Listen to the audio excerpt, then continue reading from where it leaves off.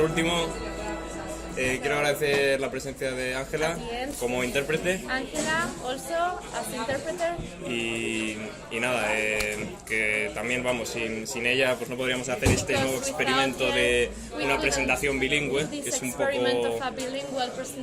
algo inusual, pero creo que la originalidad lo hace interesante. Pues, Ya que estamos también en el bar Oxford, además, pues bueno, creo que en ese sentido, como es un lugar que promueve el intercambio de idiomas, pues tiene bastante sentido hacerlo así. pues si queréis procedemos a la entrevista y ya entramos en materia. Dinos, Jesús, ¿cómo nació esta novela? Pues, de hecho, a partir de una noche cualquiera en la que estaba expresándome, buscando plasmar mis sentimientos en el papel, como cualquier otro día, siempre era una forma muy terapéutica de conocerme a lo largo del tiempo y quizás incluso malas épocas.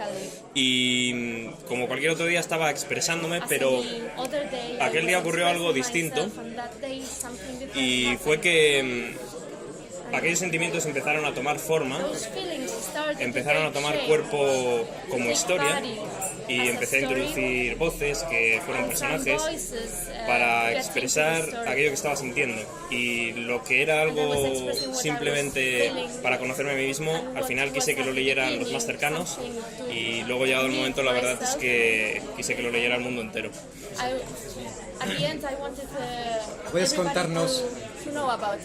¿Puedes contarnos algo de la trama sin hacer ningún spoiler?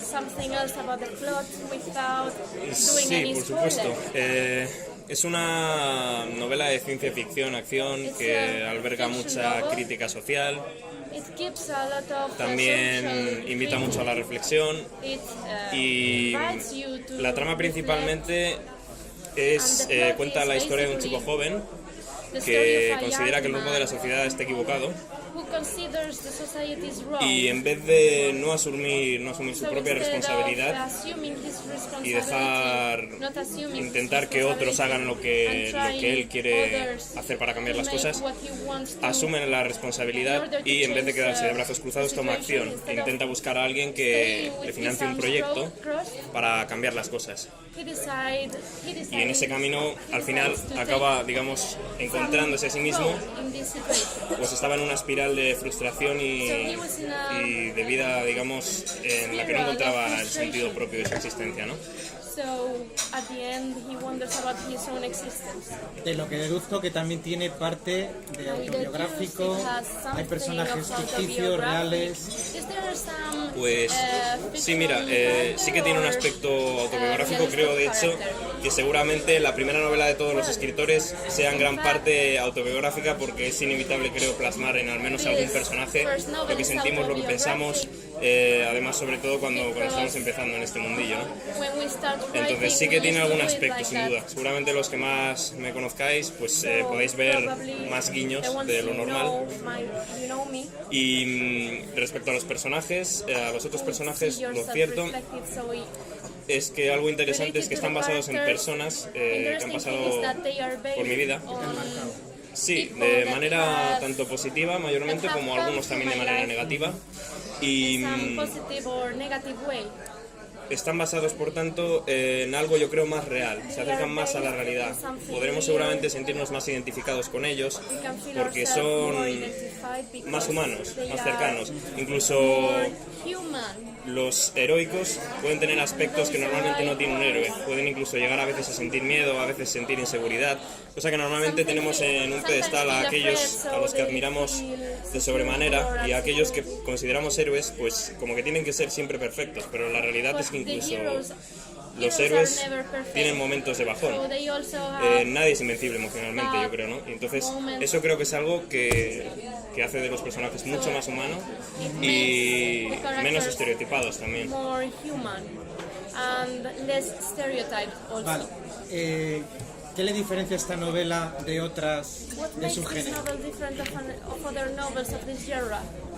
Buena pregunta, pues uno de los atractivos creo que es el hecho de que ofrece una lectura más dinámica, porque tiene un estilo fresco que no tienen normalmente las novelas de su género, dado que De hecho hay bastantes más diálogos. Quise hacerlo de esa manera más fluido y quise acercar al lector un poco más a una forma de leer distinta, más visual. Entonces es algo interesante porque a partir de ello he conseguido que hasta los lectores asiduos encuentren un atractivo que no han visto en otras novelas, y los lectores que normalmente no leen han encontrado una lectura, como se decía, muy fluida, muy fácil para ellos. Entonces es un gran logro que sin pretenderlo haya conseguido, digamos, contentar, digamos, agradar a ambos tipos de lectores. Este es uno de los atractivos. Creo que otro es el hecho de que la mayoría de los nombres de las ciudades de los personajes son anagramas o, digamos, como metáforas de otras cosas que existen, tanto personas como lugares, y que es el lector precisamente el que tiene que intentar adivinar dándole la vuelta a las palabras o intentando encontrar un significado que está escondido detrás y en que te da alguna pista. Y creo que es un atractivo interesante para aquellos que os gusten los acertijos o algo más que una simple lectura, de esa manera. Luego, por último, también otro atractivo, diría, y más dado que estamos en el Bar Oxford, es que contiene diálogos en versión original, por así decirlo, como yo me los imaginé, tanto en inglés como en francés como en ruso, automáticamente traducidos, por supuesto, pero yo quería que tuvierais la esencia de Honok como yo me la imaginé, y es lo que hice plasmando esos diálogos, porque quería que como yo me imaginase las conversaciones, vosotros las pudieseis leer. Entonces, ciertos personajes que hablan en cierto idioma va a aparecer en dicho idioma, automáticamente traducido, como he dicho, para que tengáis una lectura más inmersiva, más parecida a lo que yo creé. Vale, cuando has hablado de la trama nos has dicho que se basa en un personaje que es inconformista con la sociedad, decide tomar un rumbo y cambiar para ello. Sí. De lo que se deduce es que es un libro que invita sobre todo también a la reflexión. Sí. ¿Qué nos puedes comentar? Sí, como decía antes, es un libro, aparte de los géneros, que invita sin duda a la reflexión, de asumir la propia responsabilidad como seres humanos a la hora de querer cambiar las cosas, porque yo creo, a pesar de ser una novela de ciencia ficción, en ella plasmado cómo creo que deben de cambiar las cosas en la manera de comportarnos con los demás. Por ejemplo, creo que cada vez, a pesar de estar más conectados, lo que estamos es más conectados a las tecnologías, pero más desconectados de las personas. Y creo que es algo, por ejemplo, el trato con los demás, en lo que tenemos que plantearnos qué rumbo estamos tomando. Y es como digamos, esto alude a también, ya luego llevándolo a un caso más allá, es la gente que está conectada con los demás, es la gente que sociabiliza, la que en un momento dado te va a ayudar. Digamos, o sea, por ejemplo, cuando el caso de Kitty Genovese en el 1964, fue una mujer que fue apuñalada innumerables veces y lo vieron más de 200 vecinos y ninguno de ellos llamó a la policía porque todos creían que el de al lado iba a hacer algo. Es un efecto psicológico que denominaron el efecto espectador, lo cual me parece algo muy triste que se cree realmente un efecto psicológico, porque entonces es algo que abunda y creo que es algo en lo que sin duda tenemos que cambiar. Un poco huida de responsabilidad. Efectivamente, creo que hay que asumir y que si quieres cambiar algo empieces tú también, sin duda.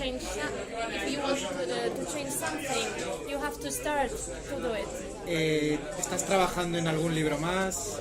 ¿En otros proyectos? Sí, ahora mismo, bueno, como decía Arturo Pérez Reverte, que es una cosa que me llamó la atención, él tenía siempre como 6 o 7 ideas en la cabeza para futuras novelas, y en mi caso no es diferente, tengo también 6 o 7 ideas por ahí flotando, a las que daré forma en los próximos años. Ahora simplemente me he centrado en 2. Son bastantes. Que no está mal, pero bueno, al ser muy diferentes, una es no ficción, otra es de ficción, creo que voy a poder plasmarlas, voy a poder escribirlas más fácilmente porque tienen tramas muy distintas, ¿no? Entonces no va a haber, creo, una confrontación de ideas y de esa manera creo que voy a poder conseguirlo, pero bueno, un par de años seguramente para la siguiente hagan falta, pero sí, sin duda voy a seguir escribiendo y de hecho Hijo de Enoch es autoconclusivo en sí, pero en un futuro sin duda sí que tendrá una precuela en la que exploraré el mundo antes de Hijo de Enoch y los personajes sobre los que no he profundizado en Hijo de Enoch, y de hecho al final esa novela la voy a escribir para vosotros totalmente, en el sentido de que yo cuando llegue el momento os voy a consultar a vosotros, a mis lectores, para ver cuáles son los personajes sobre los que queréis que profundice, cuáles os han gustado más, qué os ha parecido más atractivo de mi forma de escribir, y será algo que intente potenciar. Y finalmente, ¿qué ha supuesto este libro para ti, Hijo de Enoch? Pues es la mejor pregunta hasta el momento, pues. Por eso es la última, ¿ves? Me han dicho. Por eso es la última. Pues Hijo de Enoch, la verdad es que ha supuesto un camino de crecimiento muy grande para mí. Ha hecho que crezca personalmente en todos los sentidos, realmente, porque he aprendido mucho con él, no solo a nivel de escritura. Después de tantas revisiones, de un proceso tan duro, eso es, de tanto trabajo, he mejorado mucho mi calidad como escritor y he visto que se ha catapultado con las nuevas novelas, por ejemplo. Y es algo de agradecer al final que haya habido tanto trabajo detrás, que es el costoso, digamos, el de la revisión, para poder mejorar en ello. Pero como os digo, no es en lo único, realmente, porque con Hijo de Enoch yo me he emocionado, me he reído, simplemente he sentido todo tipo de emociones y casi he experimentado una vida entera escribiéndolo. Y de esa manera, tanto que lo he sentido, así es como quiero daroslo a vosotros. Y lo que tengo aquí es el mejor proyecto de mi vida hasta el momento y será uno de los mejores seguramente siempre. Y es lo que quería, entregaros lo mejor y es lo que he intentado y espero conseguirlo. Pues con todas las energías y ganas en ello. Sí, sin duda. Sí, sin duda. Y algo, mira, algo bonito de la lectura es que yo os he presentado aquí Hijo de Enoch, lo que es mi libro, pero seguramente si otra persona os hablara de él, os hablaría de otra forma de Hijo de Enoch, os contaría otras cosas, porque al final lo bello de la lectura es que cada uno va a leer un libro diferente, cada uno va a plasmar su mundo interior en él, no solo va a estar el del autor, sino que cada uno seguramente se encuentre, cada uno pueda reflexionar a través de las páginas, y creo que es lo bonito, que cada uno va a tener un propio libro, a pesar de que sea el mismo para todos. Vale, con esta parte finalizamos la ronda entrevistadora y ahora si queréis pues, podéis vosotros hacer todas las preguntas que queráis, con las dudas que os hayáis quedado. El libro tiene una portada bastante llamativa. ¿Cómo has hecho para diseñarla o escogerla? Pues buena pregunta, mira, pues fue a través de... No te preocupes. Fue con uno de los miembros de mi equipo, mi buen amigo y buen manager David, del Río Pascual, que pensó cómo plasmar una idea que tuve yo de querer transmitir lo que significaba Hijo de Enoch en lo que es una imagen. El entorno destructivo que supone la portada al final simboliza la catarsis personal por la que pasa el personaje y también el mundo que le rodea, que de alguna manera se destruye y renace. Y es un poco lo que quería plasmar y fue el gran, ya digo, David, mi buen colaborador del equipo, el que hizo factible materializar esta idea. De esta manera, gracias. Se intuye mucho por la portada también. Sí, de hecho, sí que lo transmite. Pues. Sí. Me alegro de haberlo conseguido. Sí, es verdad, lo habéis conseguido, eso desde luego. ¿Más preguntas? ¿Y cómo has elegido el título? Bueno, pues el título está basado en Enoch, que fue según los evangelios apócrifos, que fue unos que desechó la iglesia, en el hijo de Jared, que Jared fue según dichos evangelios, el primer patriarca de los grandes pueblos de la Tierra, que dijo que iba a luchar contra todos los demonios que poblaran la Tierra, reales o figurados. Y es un poco una metáfora relacionada hacia ese nombre, hacia alguien que está tomando la responsabilidad de luchar contra esos demonios reales o figurados de la Tierra y que asume la responsabilidad de cambiar las cosas por sí mismo. Gracias. ¿Por cuestiones? ¿Hay algún escritor que te influye más? Arturo Pérez Reverte probablemente, pero le admiro realmente, digamos, como persona, como escritor, más que las obras que escribe, que también me gustan realmente, pero más como él, su figura. Realmente es alguien que sí que me ha influenciado bastante a la hora de querer intentar algo, digamos, como él, plasmar una idea. Y sí que es alguien en quien me he fijado cuando he querido mejorar mi proceso de escritura y de alguna manera plasmar quizás mejor las ideas, o entender un poco más el mundo de las letras, más en intríngulis, dentro de lo que es cuando ya estás en la piel de un escritor. La verdad es que descubres muchas cosas que él dice que quizás cuando estabas fuera no te dabas cuenta, ¿no? Entonces es alguien que ha sido un gran referente en eso. Gracias. ¿Habrá una traducción del Hijo de Enoch al inglés, Y tal, ¿no? Will there be any translation for this book? Por supuesto, en un futuro, el año que viene a finales empezaré a trabajar en una traducción al inglés, primeramente. Por supuesto lo habrá en un futuro al portugués también. She will start Eso faltaba. Y al ruso también. Depende de la demanda, ¿no? Eso es. Sí, me gustaría traducirlo a varios idiomas, por lo menos los que aparecen en este libro, que son de hecho 5 o 6, y sí, en un futuro sin duda haremos las traducciones de Hijo de Enoch.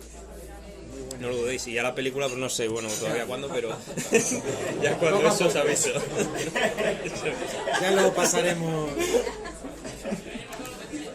¿Más preguntas? ¿Cuánto tiempo te ha llevado escribir?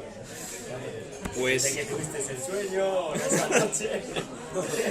pues desde ese momento casi 4 años, de hecho.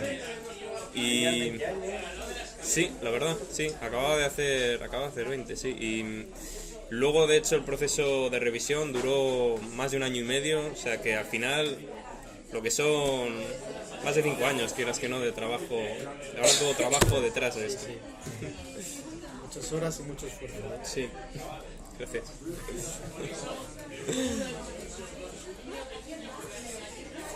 ¿Tenías la visión de publicarlo o era como un hobby? Era un hobby totalmente. Fue un día de repente cuando más o menos llevaba medio libro, cuando ya empecé a pasárselo a amigos, les gustó. Yo vi, hay buenas ideas que quiero transmitir, como lo que os decía a lo que invito a reflexionar, de la responsabilidad de uno mismo, la manera en la que conectamos con los demás. Y dije, pues igual es una buena idea plantearse el hecho de que lo lea todo el mundo, que llegue a todas las personas que sea posible, ¿no? Y fue entonces más o menos a la mitad del libro cuando decidí que iba a publicarlo en un futuro. Sí. Has dicho que para narrar escenas has utilizado un estilo más visual, más cinematográfico. Sí, eso. ¿Podrías, por favor, elaborar un poco a qué te refieres? ¿Te refieres a que en las películas escenas con todo lujo de detalles o que has trabajado en la fluidez y el ritmo? ¿Qué es? Muy buena pregunta. Pues un poco de cada. He trabajado bastante en eso, en que haya fluidez, en que las escenas de alguna manera tengan ese ritmo que te haga ver en constante momento el hecho de la acción en sí, y no perderte tanto quizás en un aspecto descriptivo, sino poder ir conduciendo por dónde está yendo el personaje, qué está haciendo, con quién está interactuando, más de manera, en ese sentido, resumida, para poder seguir la escena mucho más fluidamente. Y entonces al final es exactamente, en cuanto a los dos aspectos que has dicho, es un poco lo que tiene, debido a más ritmo y también hacerla más descriptiva, pero hasta el punto que no hiciera perder al lector el hilo de la escena de acción. sé si he contestado a tu pregunta. Aquí a la película, pues vale. Sí. Si quieres preguntar algo más, sin problema. ¿Alguna ¿Qué pregunta? idiomas aparecen? ¿Qué idiomas? ¿En su totalidad o...?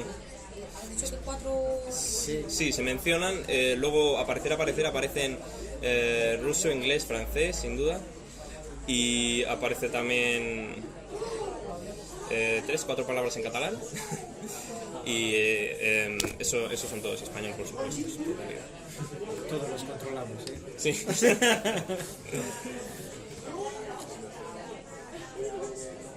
¿Más preguntas? Pues si queréis ya finalizamos esta presentación.